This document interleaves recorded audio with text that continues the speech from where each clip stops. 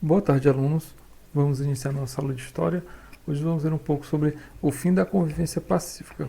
Na aula anterior, nós vimos que dentro do encontro entre os povos portugueses e os indígenas, houve ali um pouco de diferenças, né, em toda a questão do choque cultural, e depois houve ali um tempo mais amistoso, um tempo de amizade e contribuição entre os indígenas e os portugueses.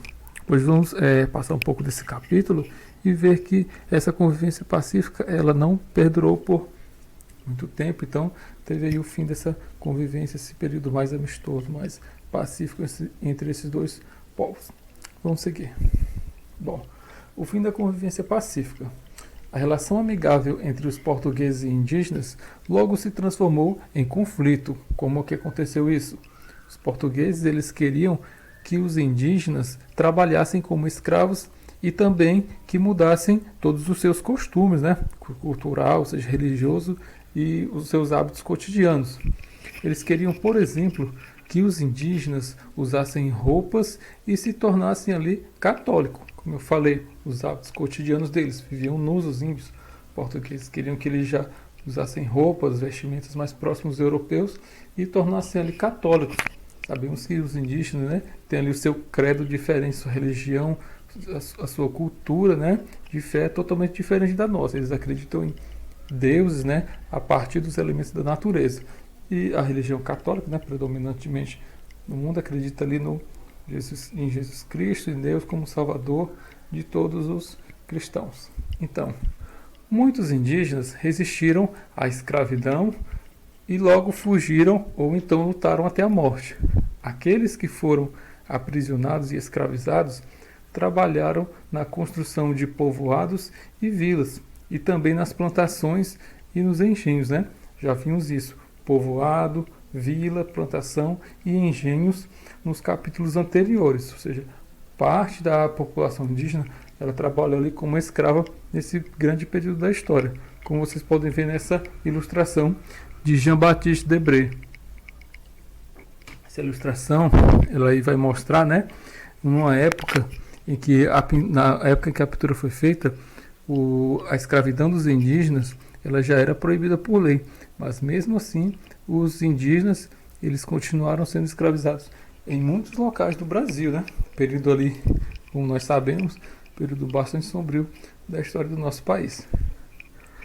Bom, vendo essa ilustração e esse início de texto, temos ali três questões. Por que a relação entre portugueses e indígenas se tornou um conflito? Havia um período amistoso e agora se tornou um conflito? E, em sua opinião, as atitudes dos portugueses beneficiaram os indígenas? Essas atitudes aqui que teve o término da convivência pacífica beneficiou os indígenas? Sim ou não? E o porquê? E por último, vocês podem dar aí uma opinião. Se você fosse um indígena que tivesse vivido nesse período, o que você falaria para os portugueses, né? Vocês podem estar anotando ali no caderno que tipo de fala você daria para os portugueses, já que eles estariam ali tirando, né, todos os seus costumes habituais, cotidianos, tentando ali lhe forçar a mudar de religião, mudar o seu credo. O que você falaria para os portugueses naquele momento? E o segundo momento que nós temos aqui, resultados do encontro, né? Vamos ver aqui um pouco mais sobre o marco histórico desse momento do fim da convivência pacífica para os momentos atuais. O encontro com os portugueses levou ao desaparecimento de muitos povos indígenas, né? Vimos ali que índios resistiram a essa escravidão, alguns lutaram até a morte e, obviamente, né, teve ali um extermínio de muitos povos indígenas. Os indígenas, eles sempre enfrentaram com grande coragem os invasores das suas terras. O problema é que, na época, no entanto, né, as armas dos portugueses eram mais eficazes. Os indígenas utilizavam ali facão, arco e flecha, armas mais usadas como meios de recursos da natureza. E os portugueses, obviamente, né, utilizavam ali arma de fogo, né, revólver, espingarda. Na época já utilizavam as armas de fogo.